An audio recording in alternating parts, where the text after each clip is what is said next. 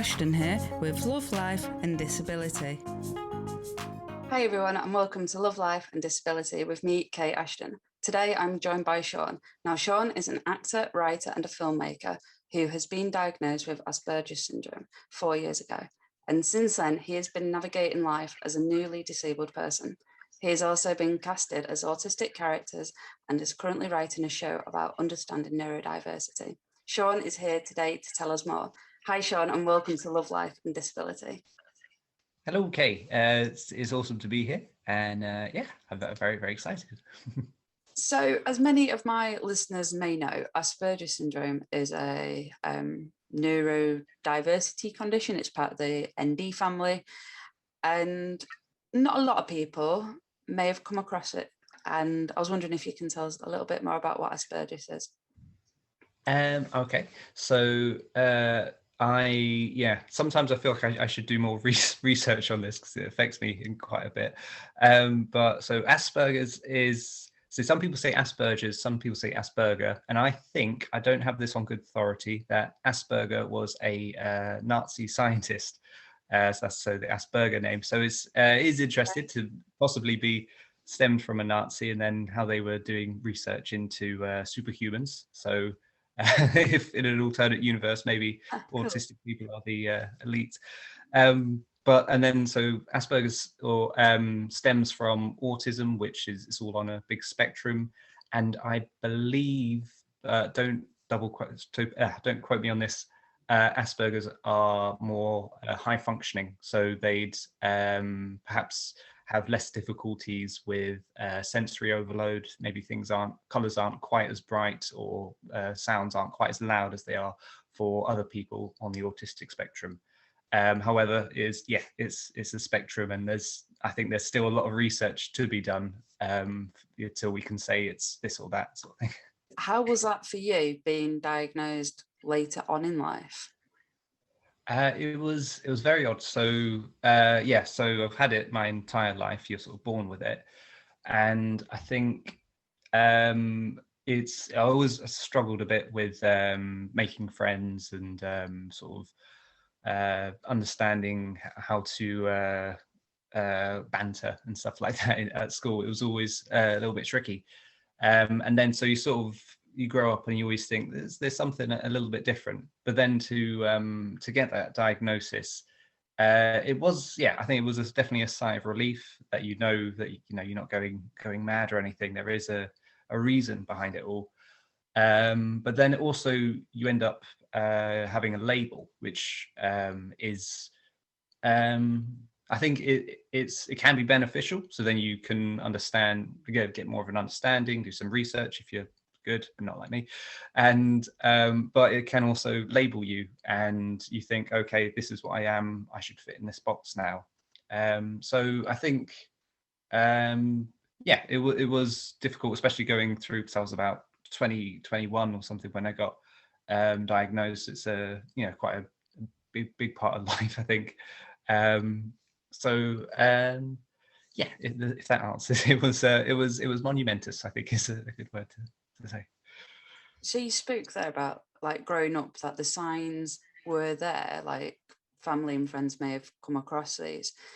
How do you find talking about your diagnosis? Is it because with this condition, and similar to some of my own, it's hidden? So sometimes people will be like, oh, you don't look disabled, because they just don't get it. Like, not all disabilities are the universal symbol of a wheelchair. Some are hidden, like ours. So how do you go navigating those conversations?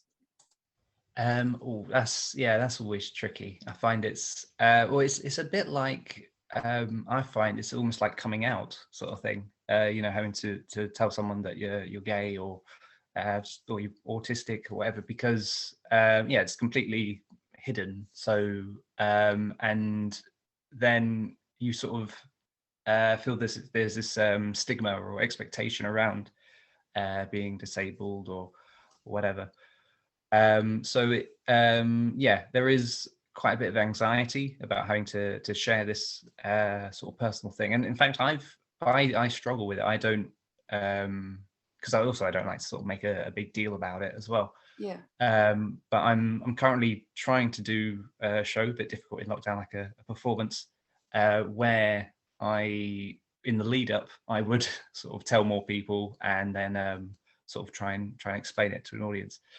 But yeah, it's just something you can sort of carry around like almost like a secret identity.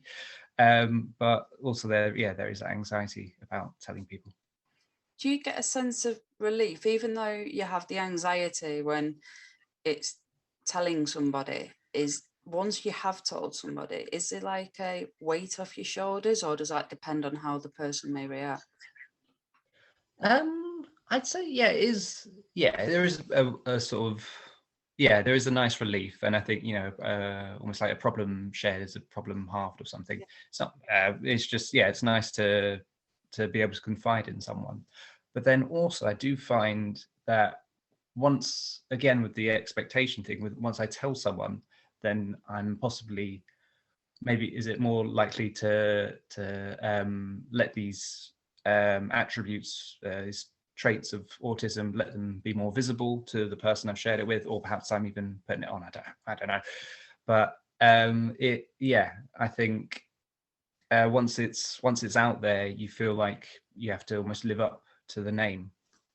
I think, or maybe I don't understand myself. Maybe I just feel more comfortable around people that I've not exposed myself to, but that I've told that I am. Yes, no exposing. Awesome. And you're in a loving relationship yourself at the moment, so it's clearly not stopped you finding love. But was that difficult with your struggles growing up, forming relationships and friendships? I think so. Yeah, definitely.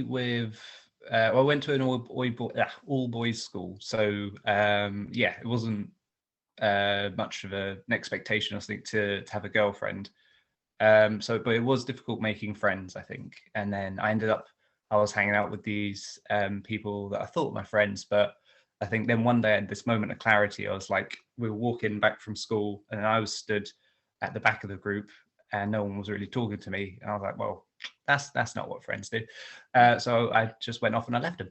And then I made two other friends that were much better friends later on. So it's happy ending. So I think it is difficult to make friends and to understand all that the social interaction side of things, and so much more to read than just everything at face value. And then with girlfriends, I always wanted that because I watched all those sort of teen rom-coms and like 500 Days of Summer. I love that film, and so I always wanted a perfect girlfriend like that did, but I didn't even understand the proper meaning of the film. And so there was, I did end up sort of getting quite emotionally attached to if there was a girl that showed interest, and then probably coming on too strong, and then it sort of going into nothing. But I think I've learned some of those lessons now, and I'm getting better at it. So you are a fantastic partner. There is no messing around there, beating around the bush, because a little birdie tells me tomorrow, upon the point of filming this, it's your partner's birthday and you're going to be cooking like literally a 3-course meal. Like, I've never had a guy cook for me like this. Like, where am I going wrong? Oh my goodness. I think if you just get someone that likes to cook and then you flat out refuse to cook, then they should do it. That's my situation at least. But it is my girlfriend's birthday tomorrow, so we've ordered steak from the butchers, like fancy ones, and then we're doing potatoes dauphinoise, mac and cheese, creamed spinach, and all garlic mushrooms, and then I've bought a frozen tarte tatin, so that's the easy bit. But it's what I do. I do the cooking, she does the washing up, so it all balances out. I'd agree with that. Now the deal breaker question: how do you have your steak? Ooh, I go for medium rare. She likes it like really rare, but I think medium rare, just so you got a little bit of crisp on the outside, and not too chewy. Yeah, I'm with you on that one, medium rare. Yeah. Oh, When my mum fabulous. used to make it, it was like, well done. It's like I'd be still here now eating it if my mum was cooking steak. But my dad, and on holiday, I was at the Golden Coral in the States, and they do steaks, and it's basically all you can eat steak. And I'd asked for it to be well done because that's all I knew at that point. And Mm. because they're just churning it off and they just threw it to me, I took it back and I ate it and I thought, oh, this is really nice. And then my dad said, oh, that was mine, that one. And yeah, that was medium. So I was like, oh, it's really nice. And now I'm learning to cook myself. Everything tends to be medium rare anyway, because I'm like, have I left it long enough? So yeah, it's really good. Oh, absolutely, yeah. And do you like make the pan like super hot when you cook the steak? Yeah, that's the Well, way. that's the best way to do it, I've been told, and not to warm it up with your steak on. No, yeah, you want that like almost like smoking hot, and then chuck it on for like 2 minutes, and it it goes all crispy on the outside. Oh, Perfect. love it. And moving over to your acting career, so you're Yes. an actor, and you wanted to be an actor at what point? What got you inspired to the acting? Most likely when I was at secondary school, and we do so we do an annual school play, and they were always Shakespeare. And then I can't remember. I think I had to do drama. It was when I was like in year 9, and then I thought they're doing the school play. Oh, I'll pop in. I was Julius Caesar, and I was like citizen number 4 or something. But it was good fun. And then the next year we do a play called The Comedy of Errors, to which there's 2 sets of twins. One set is like the master, 2 masters and they're twins, and then 2 servants to the masters and they're twins as well. And I was one of the servants, so sort of a secondary role. And then that was that was a comedy, and I did pretty well in it. And so that and that sort of sparked it. Then next year I was Hamlet, and then next year was Macbeth. So I think that taught me a lot about acting and the joys of performing. But I think that one of the reasons I like it so much is that you know exactly what's going to happen. There's a script. So in real life there is no script, sadly. So if someone says something bizarre to me, I don't really know how to respond, especially, I don't want to offend them or to be too friendly or something. You have to read the context. Yeah. But in a play, in a film, just with a script, I know exactly what they're going to say. I know what I'm going to say. I know what I'm going to do, more or less. So it just makes life a lot more easier. And then you can play about within those confines. That's definitely a different way of looking at it. I never thought of that before. So that's really interesting. And I guess as well, it's you're being somebody else as well. So then that could also be an interesting way to look at it. In what we were speaking about before, it's being behind another identity almost. I think so, yeah. And like part of being an actor, they say you have to be obsessed with watching people, and that I suppose that's something that most people with autism as well have to do. They have to sort of watch facial features, body language, because you have to work just that bit harder to understand them. They don't come naturally. So I think I do have I think it kind of works quite nicely. Parts of the jobs are quite difficult for me, but some of the more creative parts I think work quite nicely with autism. And do you have a preference whether or not you want to go more into the theatre industry or more TV or film? I would love to, if I just was in a play, and then that was, but I was enough to live on, because some plays you don't make much money, sadly. But I'd be totally happy just doing a play for the rest of my life, because, maybe some different plays over the years, because you have the whole play and it goes start to finish every night, and then there's always room for bit of improvisation, and but you're there with the audience. So when you say something, they laugh. We say something funny, they laugh. Do something sad, they cry. So you get that sort of instant gratification. But with a film set, it's completely different. You know, you start at the end of the day, and you're only there with one person, and then I don't know, you spend the rest of the day just in a tiny little room with a bunch of people watching you that aren't allowed to react because they're not allowed to make any noises. And it's all about the technical aspects, where to put the camera, where to put the bish bash bosh. So yeah, I find as an actor, the theatre is much better, but film is where the money is. You're telling me. Should be the other way around, but maybe one day. What's your thoughts on the non-disabled people playing disabled roles? I think if so, it's a tricky one, because for some roles, for example, I remember in Glee, that TV show, there was the guy in the wheelchair, but the actor doesn't need a wheelchair. And you know, it was this big thing, like, oh, they're being so diverse, they've got so inclusive with their characters. One of them has a wheelchair. The actor wasn't actually in a wheelchair.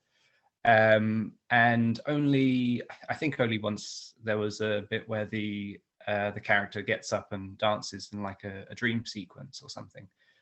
So they needed an able-bodied person to be able to play that role because of that scene.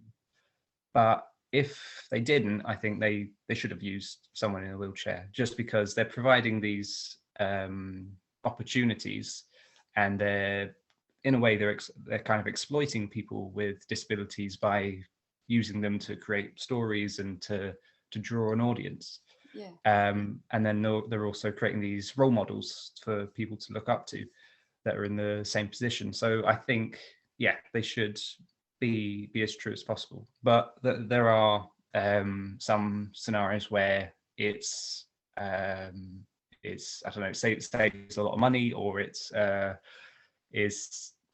just more logistical, like just more viable to use an able-bodied person portraying the same person. Because if I recall correctly, in Wicked, there's a lady who starts off in the wheelchair, but then later on she gets her legs and then she's able to dance around the stage. Again, I think in that situation, having somebody that's able-bodied playing disabled has to work for that, because later on they're going to be dancing around the stage and singing, and the point of that was that, well, I think that they had the wish granted and she got miraculously recalled by the witch, so then she got her legs back working. Where if you are, I guess, depending on your disability, if you were confined to a wheelchair, that wouldn't work, because then you wouldn't be able to do that next part of the theatre performance. Whereby if you're somebody that might be on crutches but uses a wheelchair for long distance walking, then maybe that could have been somebody that is fully disabled playing that role. I think so. Yeah, I think like it is tricky, because there's so many, you know, it's even with like obviously autism is a spectrum, so everyone's a bit different. But then also I think with people missing an arm, you could be missing a hand, you could be missing a forearm, or you could be permanently in a wheelchair, sometimes in a wheelchair. So it's I think there is definitely opportunities to be more inclusive, and instead of just saying they need to be completely able-bodied, full stop, I think there should be more leeway into what we get. Because I guess as well, it can be quite difficult if it's a hidden disability to showcase a hidden disability on screen unless it's referenced within the script, which I guess brings me quite nicely over to you're a writer yourself. So where do you feel it starts? Is it down to the writer to be writing parts for disabled people, or is it down to the writer to just write generic parts, but the casting director to go, we're having that person because they're the best person for the role, it just so happens they have a disability?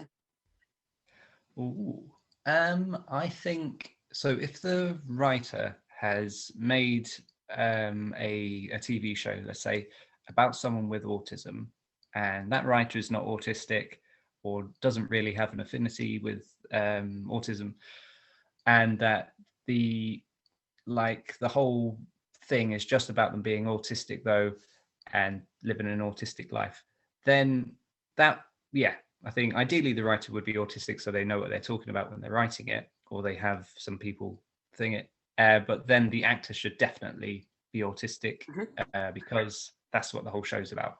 If that's like I don't know, another a sort of a, yeah, that's, I think that's a sort of be all end all. But then with what did you say with the casting director? If they could just like choose, say, oh, actually, you know, we're going to have someone in a wheelchair for this role instead. Yeah, so say if it's like a new family that was coming into, I don't know, let's say Coronation Street, is that down to the writer to be saying that let's call the person Bob. Bob's going to be in a wheelchair and we're going to write his condition into the script, or should that role be casted on the best person for the role, and it just so happens he has a disability, in which it then can come into the storyline later on if required? Because if we take Jade in Casualty, who's played by Gabrielle, is, to my understanding, every time I've watched Casualty, she's just an A&E, working in A&E. Her role isn't around her being deaf, hard of hearing. It's she's doing her job as like a nurse in the A&E department, and they will sign to her like they would do if you were in an actual hospital and you were hard of hearing. Her hearing's very rarely brought up into the script, only right at the start of COVID, where they was all wearing face masks, and then they changed her role slightly in an A&E department because she wasn't able to lip read. But that was brought into the script at that point, and when she met her mum as well. But other than that, I've never really seen it on a regular basis where her hearing's brought up into the script to say, are you hard of hearing, or there's a reference to it. Well, that sounds really good, because that's made me think, if yeah, I'm really think that's great what they've done on Holby City, was it? Or Casualty. She's a fantastic actress, and she is also deaf, hard of hearing herself as well. So it's not someone pretending to be. She actually is, which is incredible. Yeah. Oh, I think that's I think that's the right way to go about it, because they've chosen the best person for the job, and then they've taken on board, okay, she's hard of hearing, so how can we use this? But they've not like exploited it, and said I can't remember, I can't think of it off the top of my head, some crazy way to put it into a story. But they're just writing a normal story, and then they've got COVID, and then not being able to lip read is something that will affect all people that are hard of hearing at the moment. So real issues are being brought up and looked at. So yeah, I think that's awesome. I think, yeah, I'd like to see more of that, please. Not the only one. So as well, you do quite a lot of filmmaking. So what kind of filmmaking is it that you do? With filmmaking, it's I'm mostly working as a runner, or I'm currently a production manager, which sounds fancy. So mostly like production sort of side of things. And then but yeah, so still looking to sort of get things off the ground, and get some money coming in to finance some films. Brilliant. And what kind of production managing would you say you're more interested in? Would you say more documentaries, fact saints? What's your favourite? I think at the moment it's definitely just short films. I think because they're always you're not like stuck in a studio all day. You're always on a different location, which presents different problems and opportunities. And then it's always a bit of a different format. Maybe you're making a thriller one day, making a rom-com the other day. So yeah, I think I like to have a bit of variation. I wouldn't, because yeah, part of the reason I do this sort of work is I can't imagine being sat at an office 9 to 5. Totally agree. Doing different things all the time. Yeah. And do you feel having the filmmaking experience, such as in production management, gives you an appreciation and as an understanding as an actor and a writer, because you've then seen things full circle, so you can appreciate how long something may to write and craft, but then also how your actors may feel on set and how difficult it could be to cast as well? I think so. Yeah. Well, the reason because I did a master's in filmmaking, and that was to really just because I didn't want to stop being a student, but also to there is that fear, but also to inform my like being an actor on a film set or whatever, just because I'd done it a couple times on like little shoots and felt a bit lost. But then, yeah, I did sort of develop more of an understanding of the process, and yeah, definitely be able to appreciate it more. And on a recent shoot, I'm the sound recordist, but I find myself, because I've worked as an actor, I can sort of put myself in their shoes more, the actor's shoes. So if like for one bit, the actor was just sort of like left lying on the cold floor as they were setting up a shot, and nobody had like given her a blanket or sort of checked if she's alive or anything. So yeah, I'm able to sort of see things from that perspective a bit more, and yeah, make sure that everyone's all good. So at the moment, you're writing a show about understanding neurodiversity. Yes. Tell me more. Well, it was. I was looking at doing it in Edinburgh Fringe in 2020, but that didn't happen. But I'm trying to write it about autism, and I think that's almost a bit I'm exploiting, so that'll get audiences in, because it's actually got because otherwise I don't really have anything to talk about. But it's yeah, part of it is sort of coming out as autistic, and which yeah is a strange thing for me, and I'll do it sort of, I'll tell this hopefully room full of people that I don't know that I'm autistic, and then try and explain it whilst doing some sort of humor and entertainment. Yeah. And then what was it? Oh, and then at the end, and it's just all about talking about now being a minority, because I'm a straight white male, so my whole life I've not really been part of a small community or a minority. 1 in 20 now. Yeah. Well, 1 in 5, I think. Yeah, 20% of the UK. What are disabled or 20%? Disabled, but then even small. Autistic, and then perhaps an even smaller one for Asperger's. So it is fun. But however, I think if you get very specific, everyone's a minority. Not everyone has curly brown hair and green eyes or something. It's definitely a different way to look at it. I think so. And but that's something I think, like, I think eventually, because we've got things like so it was, I think, there used to be a time where it was blanket disabled for everybody. But now we're getting more specific, which is good because everyone has different needs. But then I think in the future it might get to a point where everyone is just now a minority, and because everybody sort of wants to be in a way wants to be special and have a identity, have a group identity. Absolutely. So and then yeah, and that'll be interesting to see how we negotiate that. It definitely will be, because there's more and more different disabilities that coming out. If I'm to take my own with neurofibromatosis, back in the day for me when I was a wee nipper growing up, there was only type 1 and type 2, but I heard the other day we've now got type 6, and I'm like, that's news to me. There's now another one, and I think there's even a type 3. I'm wondering if there's a 4 and a 5 as well, but I don't know. But there are always new things coming about all the time. But where can people go to find out some more information about yourself? About me? Ooh, that's very. I'm not very good at sharing things online. You can follow me on Instagram at Sean MCA. That's Sean spelled the Irish way.